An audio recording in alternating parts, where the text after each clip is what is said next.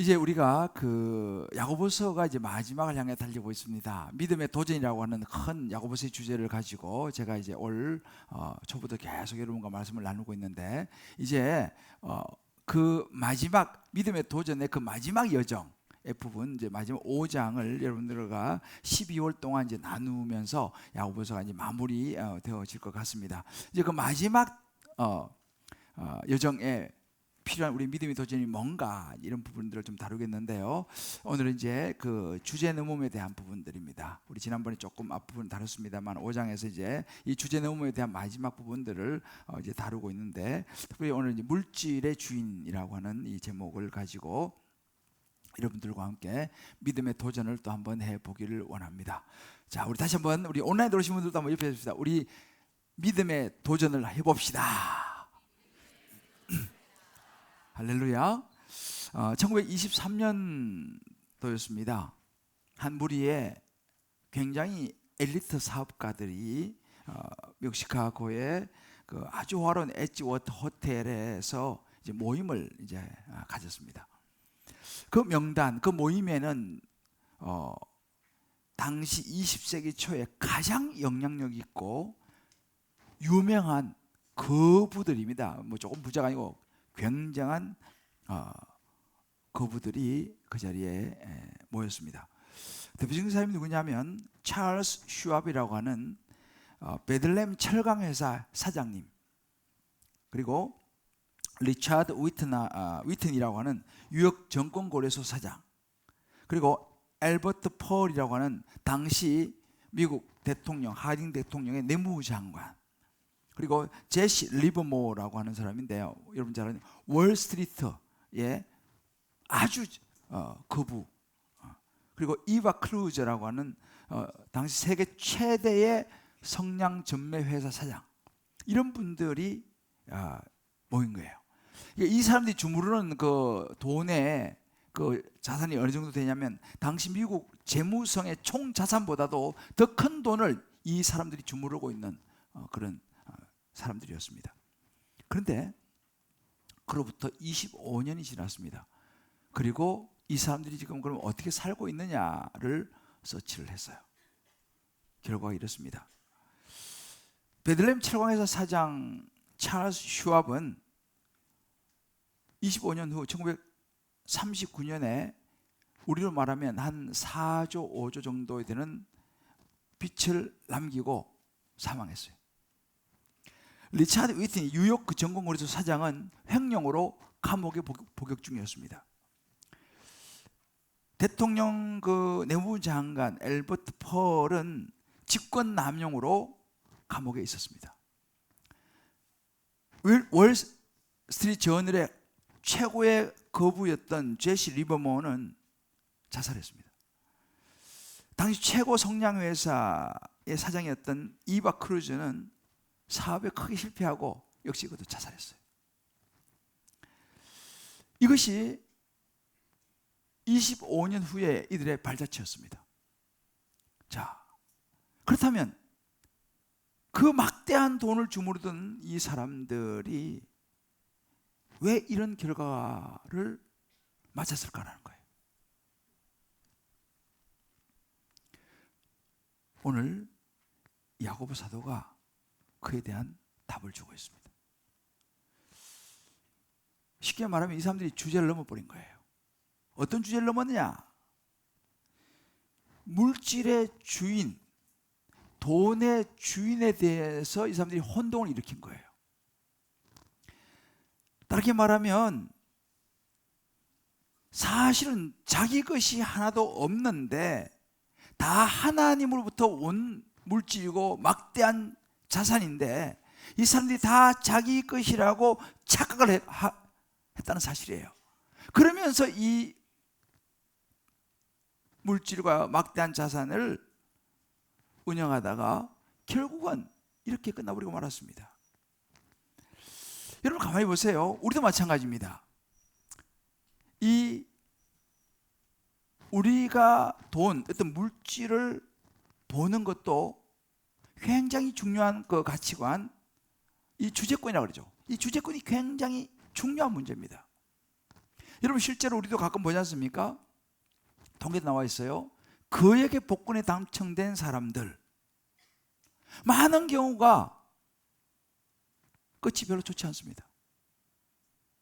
마약에 빠진다든지 뭐 여러 가지. 또 가끔씩 졸부, 갑작스럽게 부자가 된 사람들 있지 않습니까? 근데 보면 오히려 그 갑작스럽게 생긴 엄청난 돈이 올무가 돼가지고 가정을 무너뜨리고 자식 망가지게 만들고 몸 상하게 만들고 이런 일들이 흔하게 일어나고 있어요. 아마 여러분들은 뭐 가끔씩 매스컴에서 그런 걸 보시니까 아실 거예요. 성경은 돈을 나쁘다고 말하지 않습니다. 그런데 이 돈이라는 것에 대한 분명한 우리의 이 가치관이 정립되지 않으면 모든 악의 뿌리가 된다는 거예요. 근데 성경에 보면 이 사실을 너무 잘 알고 이 물질에 대한 이 주재권을 인정했던 최고봉의 사람이 한 명 나옵니다. 그 사람은 당대 가장 동방의 최고의 부자였습니다. 자식도 10명이 있었어요. 뭐 가축도 어마어마했습니다. 근데 하루아침에 모든 자산을 날리고 자녀들도 다 죽게 되고 자기 몸도 완전히 망가지고 병들어 버린 사람 욥이죠. 근데 욥은 그 정도 되면은 부인이 이렇게 얘기했습니다. 야, 당신 하나님 믿는다면서 이래도 하나님 살아있냐? 하나님, 당신이 믿는 하나님 욕하고 죽어라. 부인이 그렇게 얘기했어요. 그런 욥은 무너지지 않았습니다. 망가지지 않았습니다. 그걸 딛고 일어서서 놀라운 축복을 받게 되죠. 그 핵심이 뭐냐? 욥이 물질에 대한 분명한 고백이 있었습니다. 바로 여러분이 잘 아시는 욥기 1장 21절입니다. 이르되 내가 못해서 알몸으로 나와싸운즉 또한 알몸이 그리로 돌아갈지니라. 주시니도 여호와시고 거두시니도 여호와시니 여호와 이름이 찬송을 받으실지로다. 이 고백이었어요. 내가 알몸으로 나왔는데 어차피 알몸으로 돌아가지 않느냐. 주신 것도 하나님이시고 가져가신 것도 하나님이시다. 바로 이것이 뭐냐 하면 모든 물질의 주인이 하나님이라는 사실을, 주재권을 인정한 욥의 모습이었습니다. 그러니까 욥은 이 고백이 있었기 때문에 하루아침 모든 걸 다 잃었지만 그는 무너지지 않았어요.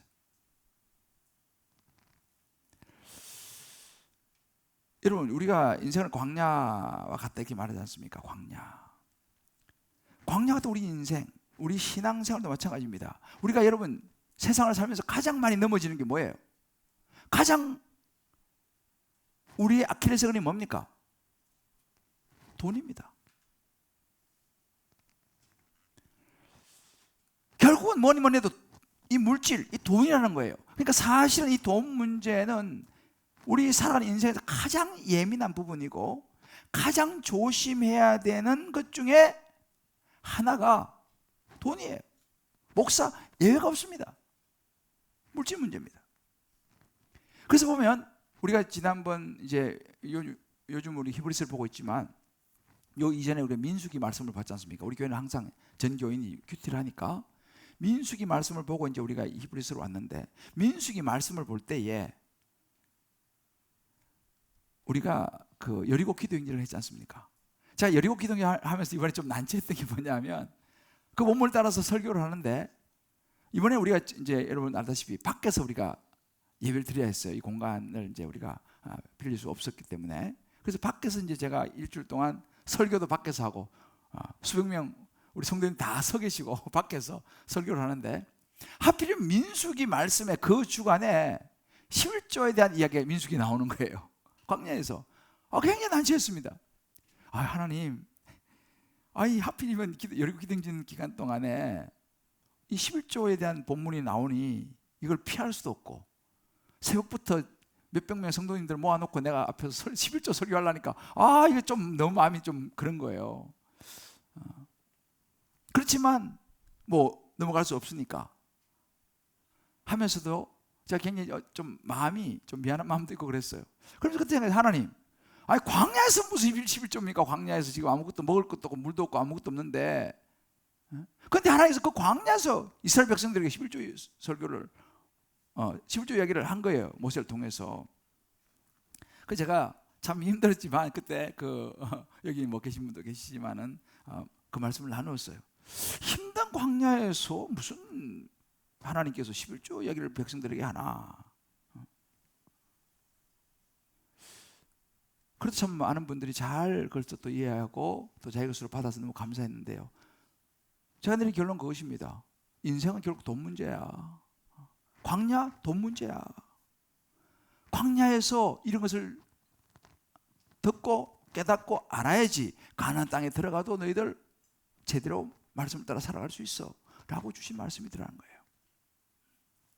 자, 이렇게 우리 인생은 사실 결국은 물질이고 돈이 우리의 아주 핵심에 들어가 있어요. 누구도 예외가 없습니다. 자, 그렇다면 이 야고보 사도가 이제 이 야고보서를 마무리하면서 이 물질 문제를 다루는 거예요. 왜? 인생은 많은 사람들은 믿음의 도전, 그 마지막 여정에서는 결국 돈에 많이 무너지고 물질에 많이 무너지는 것을 야고보서 너무 잘 알고 있죠. 그래서 주제 넘지 마라. 특히 물질에 대해서 주제 파악을 해라 라고 이야기를 마지막 부분에서 이야기를 하고 있는 거예요. 그래서 이번 주부터 이제 앞으로 남은 마지막 여정은 굉장히 중요한 부분을 이제 다루게 됩니다. 자, 그렇다면 우리가 이렇게 물질에 대해서 우리 주제를 넘지 않고 우리 인생의 끝까지 믿음의 여정을 승리하려면 어떻게 될까요? 이 물질에 대한 주제를 넘지 않으면 첫 번째 야고보 사도가 우리에게 가르치는 것은 뭐냐면 하나님의 주재권을 인정하라는 거예요. 하나님이 주인 되신다, 쉽게 말하면 하나님이 주인 되심을 인정하라는 거예요. 이걸 다른 말로 청지기 의식이라고 얘기합니다. 당시에 이 부를 과시하는 방법은 크게 세 가지였어요. 부자들이 풍성한 잔치를 베푸는 거예요. 성대한 잔치를 베풀어 가지고 많은 사람들 초대해서 음식을 나눠주고 먹고 하면서 내가 이 정도 부자다, 이게 있었고, 또 하나는 아주 호화스러운 옷을 입었어요. 요즘으로 하면 최고의 명품을 거치고 다니는 거죠. 그러니까 그 부자들이 내가 이래도 이 정도 사람이라는 딱 봐도 그래서 딱 알 수 있는, 우와 할 정도로 아주 호화스러운 옷을 입는 것이 부자들이었어요. 세 번째는 뭐냐면 돈을 흥청망청 쓰는 거예요. 보통 이렇게 이제 부자들의 부를 과시를 했는데, 야고보 사도가 그런 사람을 향해서 이렇게 얘기하는 거예요.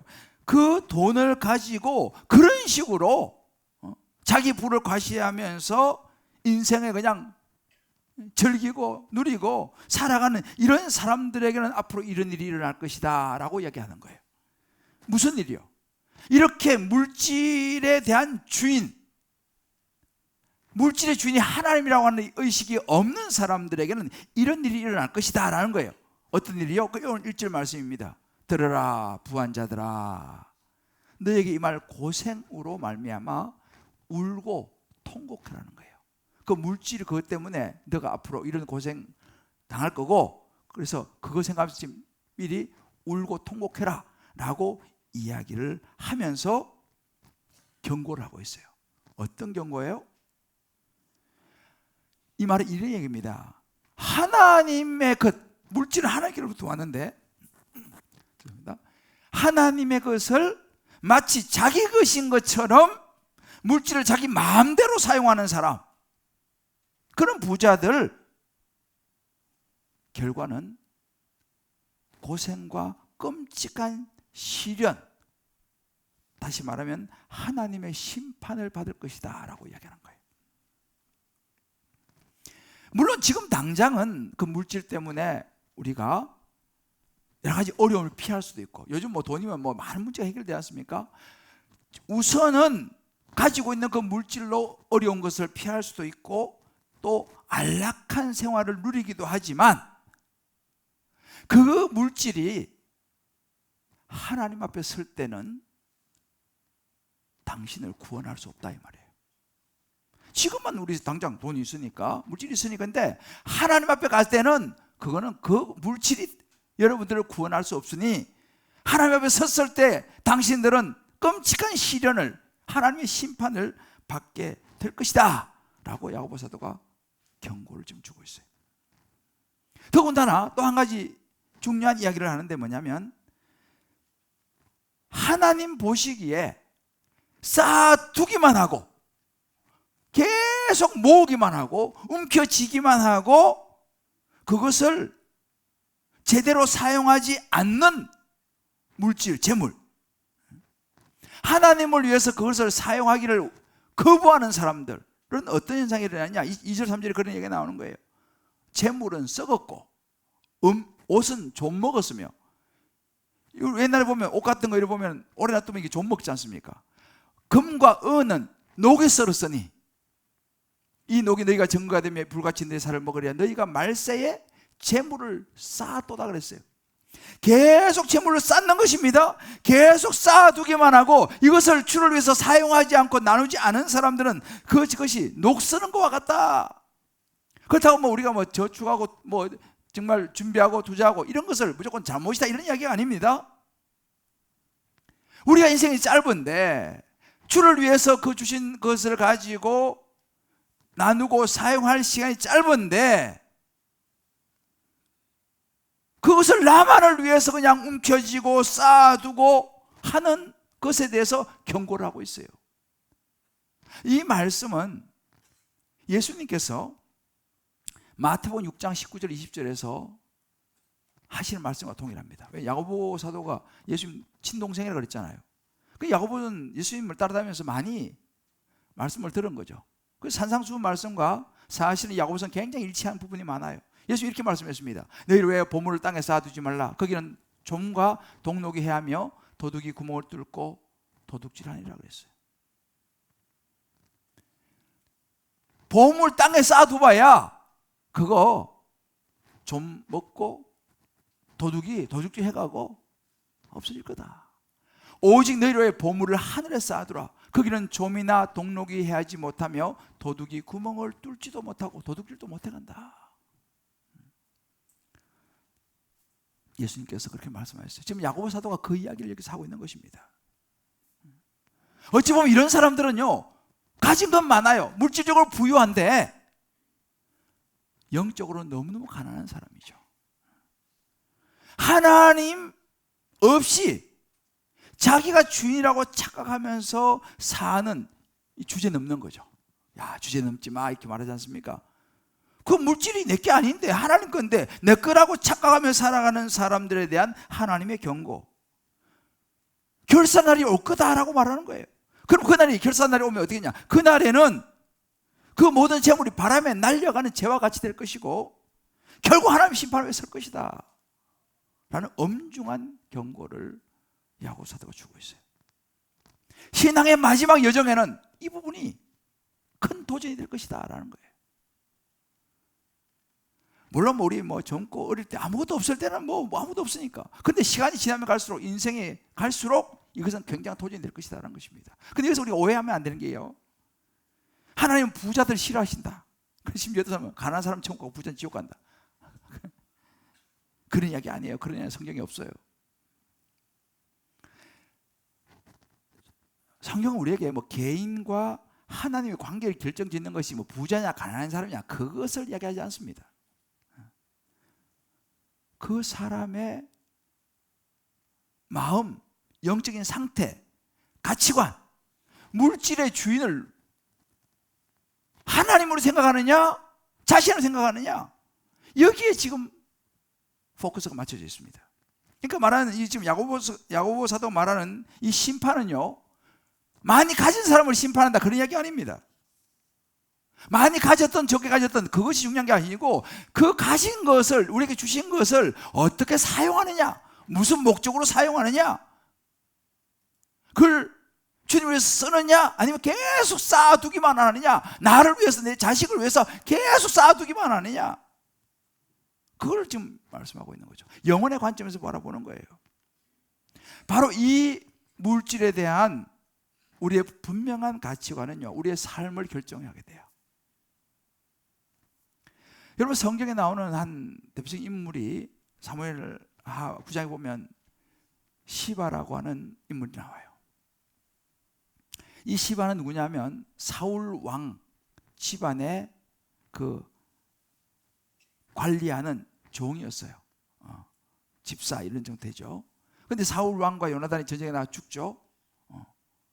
그리고 이제 그 집안이 이제 몰락을 하고 뿔뿔이 흩어지고 다윗을 죽이려고 했던 그런 역적이 되면서 이제 풍비박산을 났습니다. 근데 그 재산을 관리하던 집사가 있었어요. 그리고 거기에 유일하게 남은 사람이 요나단의 아들 모비보셋이라고, 그 난리 중에 떨어져 가지고 다리가 불구가 됐어요. 유일하게 남은 아들이라고는 모비보셋, 불구가 되는 그 아들 하나밖에 없어요.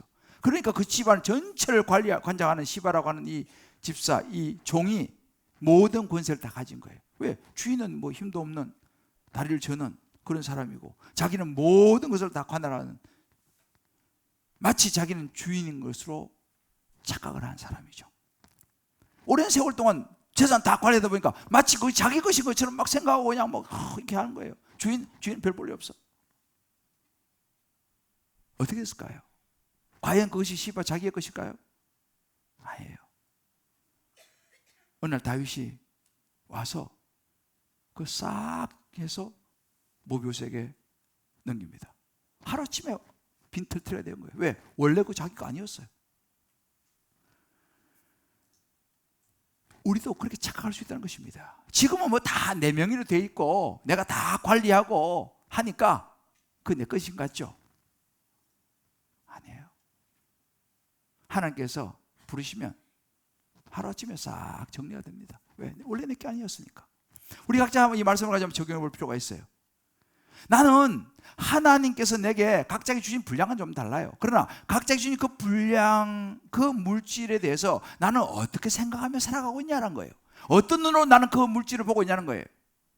피상적으로 내 명의로 되어 있는 거, 그래서 내 거다 라는 관점으로 보느냐, 아니면 나는 하나님이 주인 되시고 나는 청직이라고 하는 이 의식과 가치를 가지고 있느냐 말이죠. 우리 각자 한번 생각해 볼 필요가 있습니다. 우리가 이 땅에서 오래 살고 편안하게 살 것만을 생각하면서 계속 물질을, 보물을 이 땅에 쌓아두고 있느냐, 아니면 내가 청지기로서 하나님 주신 거 감사하면서 영원한 하나님 나라를 생각하면서 섬기고 나누고 하나님께 드리면서 하늘에 쌓는 데 초점을 맞추고 난 지금 살아가고 있느냐, 아니면 그냥 계속 쌓아서 그것이 녹이 쏘는 것처럼, 조미 먹는 것처럼 되고 있지 않느냐는 거예요. 각자 한번 여러분들이 다락방에서 나눠보시고, 여러분 집에 가셔서 가족들하고 애들하고 불러 모아가지고요, 이런 이야기를 나누실 필요가 있어요. 아이들도 어릴 때부터 분명한 이 물질에 대한 주재권을 알아야 됩니다. 아이들도 너무너무 중요한 거예요. 그래서 새해는 제가 이제 우리 모든 성도들이 우리 아이들부터 전부 다 말씀 묵상을 다 하려고 그래요. 왜? 아이들도 이런 말씀을 알아야 되니까. 두 번째, 이 물질에 대한 주제를 우리가 주제를 넘지 않기 위해서는요, 위탁받은 물질의 올바른 사용을 우리 꼭 눈여겨봐야 돼요. 위탁받은 거에 내게 아니니까 위탁받았으면 그걸 올바로 사용해야 하지 않습니까? 요즘 여러분 가끔씩 신문에 많이 등장하는 게 소위 법카, 이 법인카드. 이 법인카드가 이제 문제가 되는 거예요. 이 카드의 이 주인은 누구 겁니까? 회사 거잖아요. 자기 게 아니잖아요. 우리는 업무를 위해서, 꼭 필요한 업무를 위해서 사용하라고 준 건데, 그것을 자기 자신을 위해서 사적으로 사용하니까 이게 이제 문제가 되는 거 아니에요. 이게 이제 법카 문제예요. 모르겠어요. 저는 뭐 법카를 사용해 본 적이 우리는 그렇게 없어갖고 잘 모르는데, 아무튼 이 법카라고 하는 이런 것이 우리 말씀하고도 참 비슷해요. 어떻게 보면요, 마찬가지로 우리에게도 하나님께서 주신 이 물질이 있잖아요. 하나님의 것이어서 하나님의 일을 위해서, 하나님 어떤 사역을 위해서, 이걸 위해서 올바르게 잘 사용하라고 우리에게 주셨는데, 그것을 마치 내 것인 것처럼 내 마음대로 그냥 사용해 버린다면 이게 문제가 된다는 것이 야고보 사도 이야기인 거예요. 우리 말하면 여쭤보면 이 그런 법카의 개념과 비슷한 것 같아요. 그 내용이 이제 오늘 이 4절부터 6절까지 쭉 나오는 거예요. 4절에 보면 보라 너희 밭에서 추수한 품꾼에게 주지 아니한 싹이 소리를 지른다 그랬어요. 마땅히 추수한 그 품꾼한테 싹을 줘야 되는데 그걸 주지 않으니까 그 사람들이 달라고 막 소리 지르는데 그 추수한 자의 우는 소리가 만군의 주의 귀에 들렸도다. 하나님이 그걸 들었다 이 말입니다.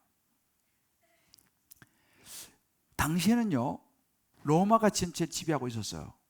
그러니까 로마가 모든 재력과 모든 걸 가지고 있었죠. 그래서 부자 로마인들이 있었어요. 그리고 그 로마와 함께 또 이렇게 해가지고 재력을 가지고 있었던 유대인 재력가들, 지주들이죠. 그 사람들이 있었습니다. 근데 이 지주들이 이제 사람들을 소장농을 쓰지 않습니까? 근데 예수 믿는 그리스도인들이 많은 사람들이 가난한 사람이 많았기 때문에 그 밑에 소장농으로 많이 있었어요. 근데 이 지주 유대인들이, 이 로마 부자들이 그 돈을 좀 더 가지려고 그 싹을 제대로 쳐주지 않고 우리만 떼먹는 거예요. 이것을 갖다가 야고보서가 얘기합니다. 그건 주제 넘는 것이다. 그 하나님의 것을 가지고 자기의 배를 더 채우기 위해서 그렇게 하는 거 그거 하나님 다 심판하신다 라고 말하면서 또 그렇게 챙겨가지고 이 사람들이 어떻게 쓰느냐 보니까 5절에 보니까요 너희가 땅에서 사치하고 방종하고 왜? 그래서 돈을 많이 모아가지고 그거 가지고 그냥 호색을 즐기고 자기 쾌락을 위해 즐기고 자기를 위해서 흥청망청 쓰고 그런 모습, 물론 편안하게 살고 풍요롭게 사는 자체가 잘못된 건 아니에요. 그러나 그것이 하나님의 것인데 그것을 가지고 사치하고 방종하고 자기 마음을 살찌게 하고 자기만을 위해 쓰는 거 그건 하나님 심판받을 거다 라고 야고보서도 이야기하고 있습니다. 여러분 보세요. 우리 성경 대표적 소돔과 고모라를 이야기하죠. 소돔과 고모라는 죄를 많이 지어갖고 멸망한 도시죠. 하늘에서 불이 내려가지고. 그러면 여러분 소돔과 고모라의 여러 가지 죄에 대해서 이야기해요. 당시에 이 완전히 타락한 이 성문화 뭐 이런 것부터 시작해서 있는데 성경에서요 그 중에 소돔과 고모라의 죄를 딱 정리하는 에스겔 16장 49절에 이렇게 말합니다. 소돔의 죄악은 이러하니 그와 그의 딸들에게 교만함과 음식물의 풍족함과 태평함이 있으며 또 그가 가난하고 궁핍한 자를 도와주지 아니하며 그랬어요. 소돔과 고모라의 죄가 뭐냐? 쉽게 말이고 자기 하고 싶은 대로 하면 살았다는 거예요. 하나님 주신 물질을 가지고 자기 하고 싶은 대로 사는 거예요. 돈이 많으면 또 교만해질 가능성이 많지 않습니까? 어깨에 힘주고 음식물 마음껏 그냥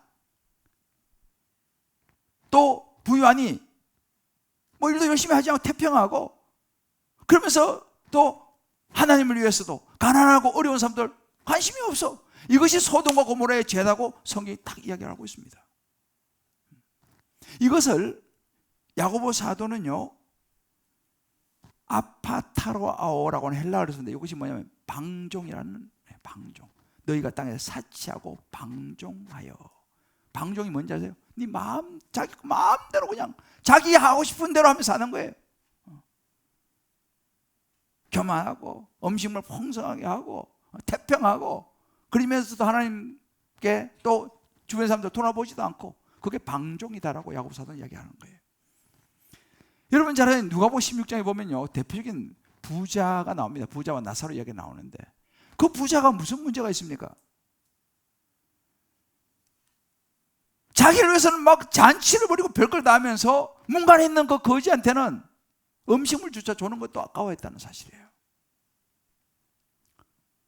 그 부자가 바로 이런 방종 대표적인 케이스입니다. 자 그렇다면 우리가 여기서 우리 이제 각자 적용해 볼 부분이 뭐냐면 누구도 여기 없습니다. 저도 마찬가지 우리 모두가 또 우리 온라인 들어오시면 마찬가지입니다. 여기서 말하는 품꾼에게 정당한 싹을 주지 않는 부자처럼 혹시 나도 내가 살아가면서 부정한 방법으로 내가 돈을 모으는 것이 없느냐? 하나님께서 주신 것을 가지고 내가 너무 사치하고 내가 하고 싶은 대로 방종하면서 즐거움과 쾌락을 위해서 그렇게 살아가고 있지 않는가? 라는 질문을 던져봐야 됩니다. 하나님의 주재권이 왜? 물질이 하나님이니까 하나님의 주재권이라고 하는 관점에서 내가 물질 생활, 이제 우리가 지금 연말이 오지 않습니까? 연말이 다 되어 오는데 한 해를 우리 보통 돌아보면 결산하는 이런 시간들인데 지난 한 해 돌아보면서 내게 주신 물질 생활을 내가 어떻게 했느냐, 이 관점에서요, 하나님의 주재권의 관점에서 물질 생활을 어떻게 했느냐, 또 하나님께 드리는 어떤 헌금 생활 이런 건 내가 어떻게 했느냐, 솔직하게 우리 한번 돌아보고 달방에서 한번 나눠볼 필요가 있습니다. 우리 자녀들에게도 이런 걸 가르칠 필요가 있어요. 자, 그렇다면 우리는 하우의 문제입니다. 그럼 어떻게 되냐 이런 거예요. 우리는 이 물질에 대해서 어떻게 이걸 관리하며 살아야 되냐. 일단 중요한 것은 오늘 앞에 나왔지만 하나님의 주재권을 인정하고 내가 청직이라는 거, 그리고 위탁받은 물질의 올바른 사용을 하며 살아야 되는 것이 야고보 사도가 이야기하는 중요한 부분이지만 성경에는 그 외에도 참 많은 걸 이야기하는데 한 두 가지만 제가 간단하게 말씀을 드릴게요. 첫 번째 뭐냐면 주신 것에 만족하며 살아야 되는 거예요. 디모데전서 6장 8절 이렇게 말합니다. 우리가 먹을 것과 입을 것이 있은즉 족한 줄로 알 것이니라. 무슨 말입니까? 먹을 거, 입을 거 있으면 족하다. 주신 범위 안에서 감사하면서 오버하지 말고 살아라 이 말이에요. 마이너스 카드 팍팍 긁는 거 조심해라 이 말이에요. 하나님이 이만큼 주셨으면 그거 가지고 감사하고 만족, 거기에 맞춰 살아야지. 이만큼 벌면서 이만큼 긁어대면 어떡하자는 거예요. 그거를 이야기하는 거예요. 주신 것을 먹을 거, 입을 거 그걸로 족하게 여기라 이 말이죠. 아, 저 사람 소고기 먹는데 우리는 돼지고기. 뭐야 이거? 그게 아니고, 아이 사참 뭐 소고기를 먹든 뭐 말고기를 먹든 우리 감사하게 돼지고기 먹고, 저기 돼지고기 먹는데 우리 집엔 라면, 그거 내비두고 우리는 그냥 감사하게 라면 먹으면 되는 거예요. 안 되는데 그냥 카드 벗걸 가지고 소고기 먹고 이러면은 이게 안 된다는 거죠. 자, 우리 좌우로 한번 서로 격려합시다. 주신 것에 만족하며 삽시다. 카드 긁는 거 조심합시다. 조심하셔야 돼요. 왜? 아니 주신 것을 족한 줄 여기라고 했는데, 그렇지 않습니까? 디모데전서 6장 10절에 말해요. 돈을 사랑하면 일만하게 뿌리라고 그랬어요. 돈이 악은 아니에요. 그런데 돈을 제대로 관리를 못하고 그 돈이 목적이 되면 이제 악의 뿌리가 되는 거예요. 미혹을 받게 되고 믿음에서 돈이 우리를 떠나게 만든다니까요. 근심하게 된다는 사실입니다. 잘 재물로 관리하는 게 너무너무 중요해요. 그래서 우리가 마이너스 통장 이런 거는 저도 못 쓴 적 있지만 정말 우리가 조심하고 주신 그 범위 안에 살아야 돼요. 두 번째 하나는 뭐냐면 물질 사용의 우선순위를 잘 설정해야 됩니다. 여러분 앞에서 말씀드렸죠. 오해하지 마세요. 하나님 부자를 싫어하는 게 아닙니다. 물질에 대한 주재권을 모르는 사람을 말씀하시는 거예요. 디모데전서 6장 17절에 19절에 이렇게 말합니다. 너가 이 세대에서 부한 자들을 명하여 마음을 높이지 말고 정함이 없는 재물에 소망을 두지 말라 그랬어요.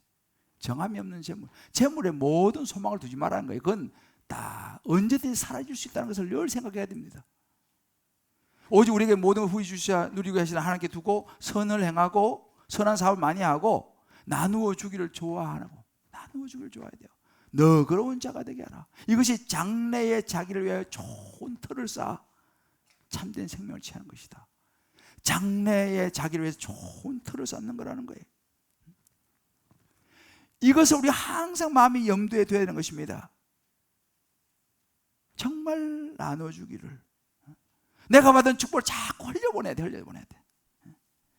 자신만을 위해서 계속 쌓는 거, 그거는 녹슬어 버리고 나중에 심판받을 거라는 것입니다.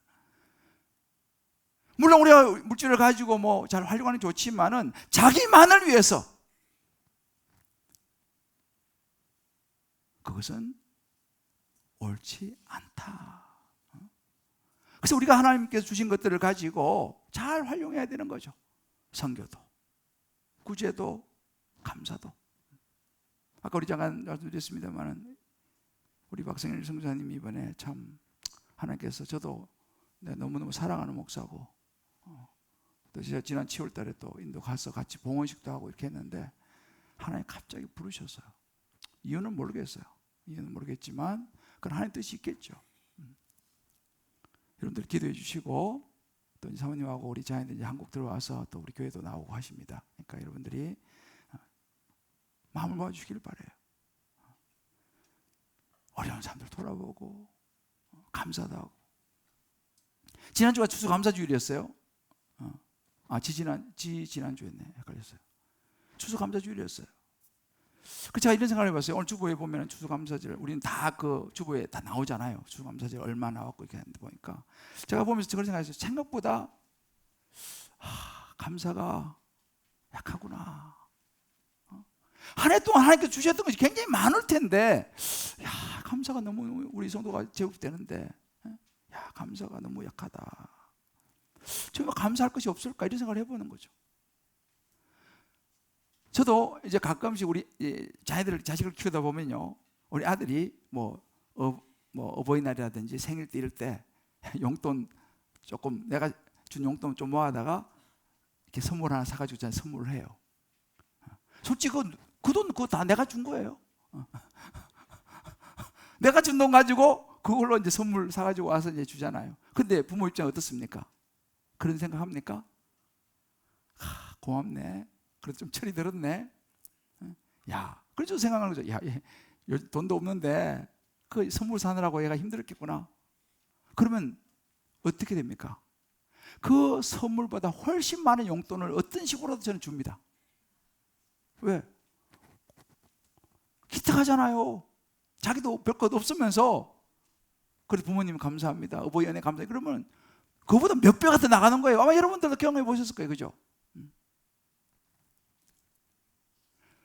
생각해보면 똑같습니다. 우리가 하나님께 감사하지 않습니까? 그거 누구 겁니까? 다 어차피 하나님 주신 거예요. 내 게 아니에요. 내가 뭐 하나님께 뭐 감사한금 드리고 이렇게 하지만 어차피 그거 하나님 주신 거 가지고 내가 이제 이렇게 하는 건데, 그렇게 하면 하나님 보실 때 그거 좀 내가 준 거 아니야? 이렇게 하시겠어요? 참 기특하다. 너 이렇게 요즘 어려운데 너 이렇게 감사하는구나. 몇 값줄 쏟아부으실 줄 믿습니다. 사람이 나도 아버지 나도 그런데 하나님 아버지는요, 우리가 그렇게 하면 그렇지 않겠어요? 작전을 바꾸세요. 정말 우리 하나님 앞에 감사하면 감사할수록 그것이 우리에게 큰 이득이라니까요. 우리가 인사치레로 죄송합니다. 여러분 그건 하나님 다 아세요. 자녀도 마찬가지로 선물 가져와서 다 알아. 이놈 자식 그냥 오는 길에 그냥 뭐 하나 샀구나. 알아요. 그러면 안 나가 왜? 이거 뭐 떡 나오잖아 우리도. 근데 얘가 적은 거라도 정성을 다해가지고 카드라도 하나 써가지고. 자, 오늘 여러분에게 한 사람을 소개하고 말씀 마무리하려고 합니다. 이분은 여러분 이름을 많이 들어보지 못했을 수도 있어요. 척핀이라고. 최근에 이 책이 한국에도 번역됐어요. 이분 책이 1931년도에 그 미국 유저지에서 태어났는데 이제 부모가 아일랜드로 이제 이민을 갔어요. 근데 굉장히 경제가 어려웠어요. 그런데 그런 걸 불구하고 가정이 화목하고 이 부모님이 예수 잘 믿는 아주 믿음이 깊은 그런 아주 정직하고 검소한 삶을 사는 부모였습니다. 그리고 특히 엄마가 중요하더라고. 엄마가 좋은 영향을 많이 미쳤어요. 왜냐하면 경제가 너무 어려웠지만 하나님을 향하여 섬기는 것, 어려운 주변 사람을 섬기고 봉사하는 이것이 어머니의 삶의 방식이었어요. 늘 그걸 보며 자랐어요. 이 척빈이가. 그래서 너무 가난해서 10살 때 돈을 벌기 시작했어요. 척빈이가 10살 때부터 돈을 벌기 시작하고 청년이 돼가지고 이제 여러 가지 경제도 어렵고 하니까 공군에 입대를 했습니다. 공군에 입대를 해가지고 그때 한국 6.25가 터졌어요. 한국전에 참전도 했습니다. 그리고 이제 돌아갔는데, 돌아가서 이제 제대를 했는데, 그 당시는 미국은 제대하고 군복무하고 제대하면은 공부할 수 있는, 무료로 공부할 수 있는 그런 정책이 있었던가 봐요. 그래서 이제 제대하고 그 기회를 얻어가지고 코넬 대학에 들어가서 공부를 하게 됐어요. 그런데 대학 다니면서도 이 척빈이는 뭘 했냐면, 가난하니까 학비도 벌고 해야 되니까 샌드위치를 만들어서 학생들이 캠퍼스 학생에 팔기 시작했어요. 샌드위치 만들어갖고. 그리고 또 돈을 또 벌고. 그리고 이제 29살에 대학 그 동창하고 사업을 구상해서 사업을 시작하는데 뭘 했냐면, 요즘 우리 그 공항마다 다 있잖아요. 면세점 있잖아요. 면세점. 그 당시에는 이제 그런 게 없었는데, 그래서 그 당시 이제 군수물자 여러 가지 전쟁도 나고 이렇게 하니까 그 물건을 어떻게 해가지고 좀 이렇게 파는 그 우리말 면세점을 시작했어요. 그래서 이 척빈이가 면세점을 시작한 사람이에요. 그래서 이것이 대박이 났어요. 면세점 사업이. 그래가지고 40대에 억만장자가 됐어요. 이 척빈이가 40대. 그런데 굉장히 검소하고 자신이 막 그 억만 돈, 뭐 젊을 때 됐으니까 뭐 얼마든지 할 수 있지만 굉장히 검소하고 막 과시하고 이런 거 하지 않았어요. 그래서 당시 언론이 어떻게 비난했냐면, 욕심 많은 구두쇠 척빈이라고 언론에서 비난을 막 했어요. 근데 사실 척빈이는요 그러지 않았어요. 실제로는 뒤로 엄청난 일들을 많이 했어요. 하나님을 향해서 또 주변 이웃을 선행을 하고 또 기부하고 어려운 사람 돕고 이런 일을 굉장히 많이 했습니다. 근데 사람들이 몰랐어. 그래요. 그러면서 2000년대 초반부터는요, 이분이 매일 11억씩을 기부하기 시작했어요. 매일입니다. 매일 11억씩 기부를 시작했습니다.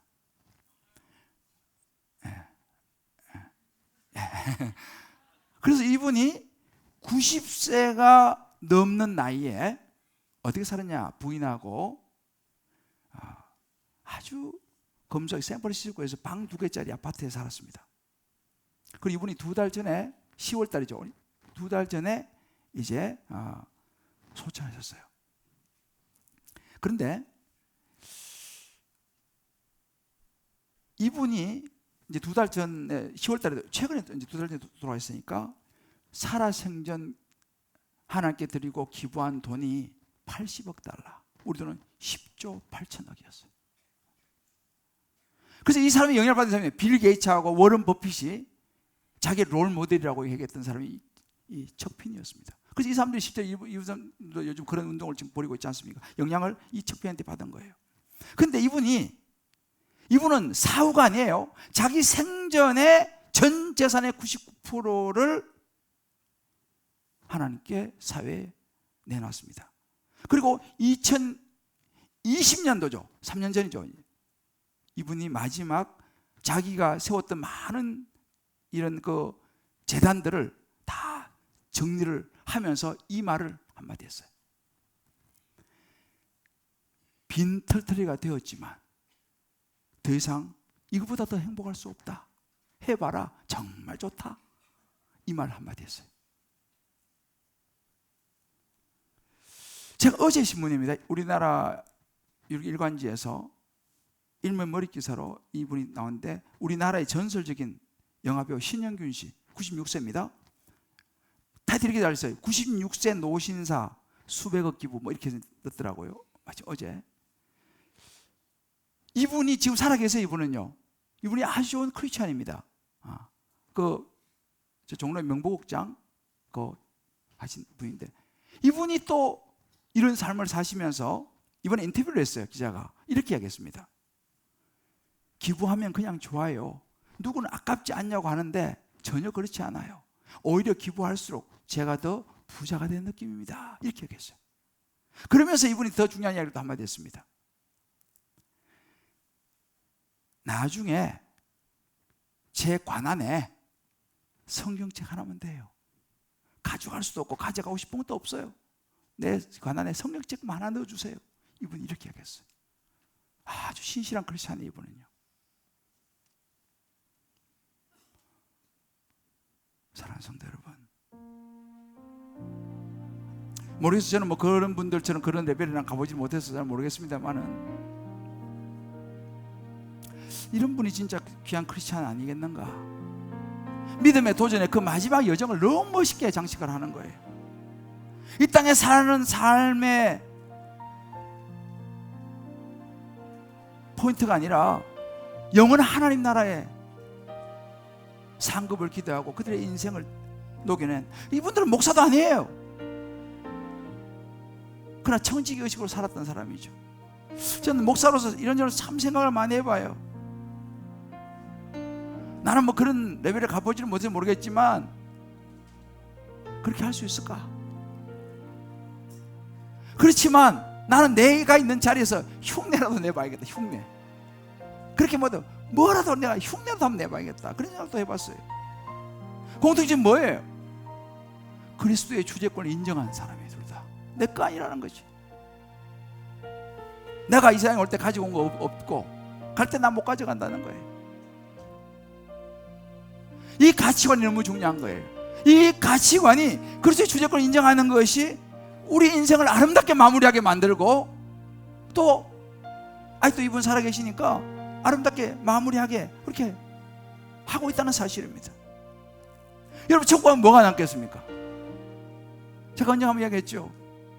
우리 한국 돈 워낙 아무리 많이 가지고 있어도 미국 가서는요, 설마 미국은 달러가 있어야 돼요. 아무리 워낙 많이 있어도 환전 안 하면 미국 가서 그 종입니다. 우리 인생도 마찬가지예요. 내가 이 땅에서 아무리 많이 가지고 있어도 그거 천국 가면요 아무 쓸모 없어요. 천국은 천국 화폐가 있어. 환전을 해야지 천국 가서 쓸 수 있는 거지. 어떻게 환전할 수 있어요? 예수님께서 말씀하셨어요. 보물을 하늘에 쌓아두라. 이 땅에서 살면서 내가 주님 앞에 드린 것들, 이 땅에 살면서 주님의 말씀을 따라 내가 나눈 것들, 내가 성교하고 구제하고 감사하고 나눈 것들, 이것은 천국 화폐로 전환되고 천국 보물에 쌓이는 거예요. 하늘에 쌓아두라. 하늘. 거기는 좀이나 동의하지도 못하고 도둑이 구멍도 못 뚫는다는 거예요. 자, 우리 한번 좌우로, 우리 온라인 들으시면 있는 것에서 이렇게 한번 얘기합시다. 우리 주인 행세하지 맙시다. 겸손하게 주님을 위해서 사용합시다. 저 자신부터 주인 행세하면 안 돼요. 그거 내 거 아니에요. 이 찬양 같이 부르면서요, 오늘 말씀 붙들고 한번 기도했으면 좋겠습니다. 주님 것을 내 것이라고 고집하며 살아왔네. 금은보와 자녀들까지 주님 것을 내 것이라. 천한 이 몸 내 것이라. 이 몸 내가 젊은이가 내 몸이다. 아니에요. 그러니까 내 몸이니까 내 마음대로 줘. 그러니까 주의 일을 멀리하며 살아왔네. 주신 이도 주님이시요 쓰신 이도 주님이시라. 우리 가사 생각하며 같이 부르고 기도하겠습니다.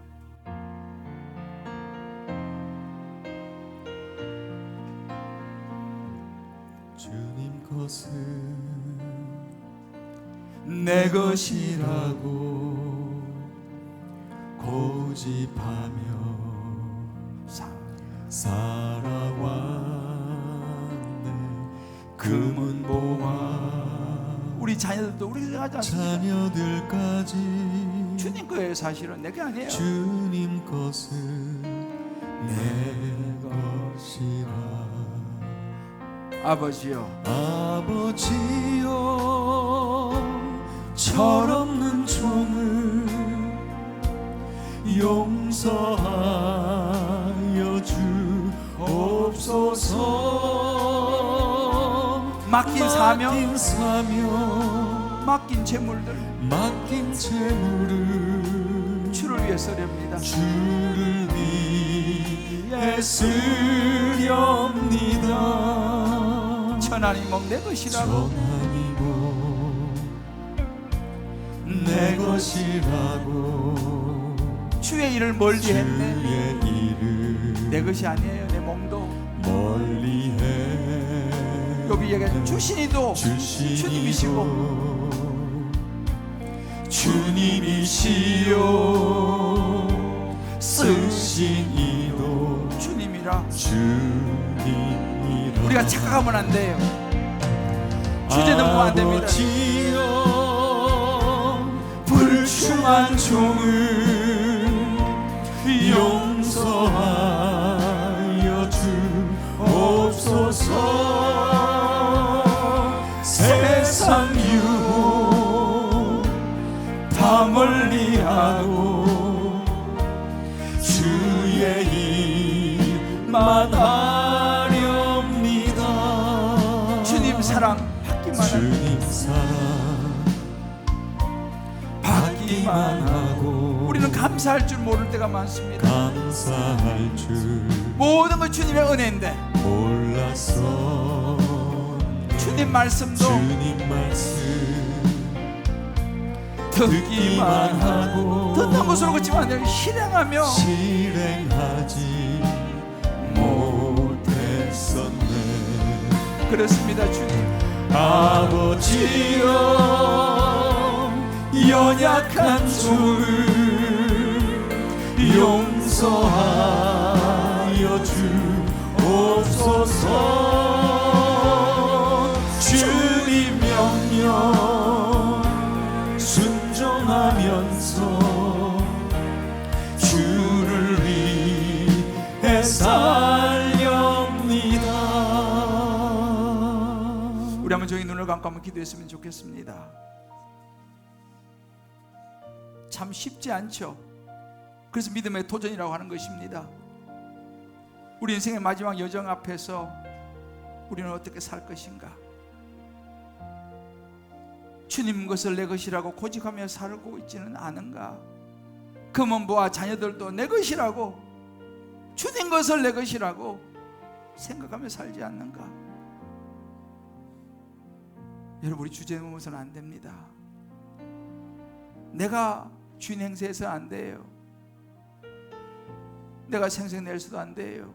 주님 것이니까 더 겸손하게 하나님 맡기신 청지기의 사명 주여 감당하게 해달라고 오늘 말씀 붙들고 각자 주신 음성 붙들고 결단하면서 우리 주로 같이 기도하겠습니다. 주여 아버지여 하나님 철없는 종을 하나님 아버지 하나님 아버지 시간 말씀하여 주시고 아버지 시간 말씀하여 주시고 하나님 앞에 우리가 쓰는 사명 오 하나님 아버지 하나님 맡긴 재물을 주여 주를 하나님 위해 쓰렵니다. 오 하나님 아버지 하나님 아버지여 오 하나님 아버지 불충한 종을 용서 다시 한번 물질의 주인이 하나님의 것을 인정하면서 없소서. 아버지 물질을 잘 관리하며 살아가기를 원합니다. 아버지 하나님 앞에 나가기를 원합니다. 오 하나님 아버지 하나님의 주의 일 오 하나님 아버지 하나님 우리의 어찌 마음을 받으시고 물질의 주인이 하나님 것에 있지 않기를 원합니다. 아버지여 하나님의 그 시원한 청지기임을 기억하면서 하나님이 기뻐하시는 이를 위하여 우리를 쓰시고 아버지 도우시기를 원합니다. 주여 주님 명령 순종하면서 오 하나님 아버지 하나님 아버지 주를 위해 오 하나님 아버지 살렵니다.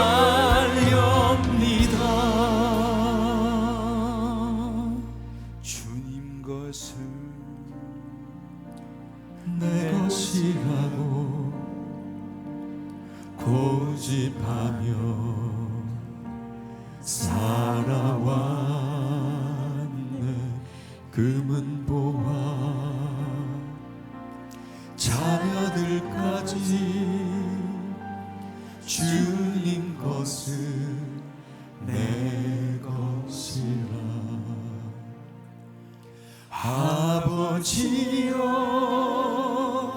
철없는 종을 용서하여 주옵소서. 맡긴 사명 맡긴 재물을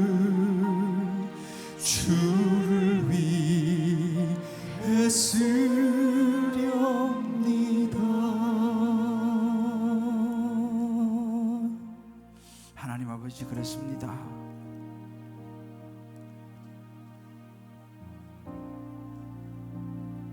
하나님의 것인데요,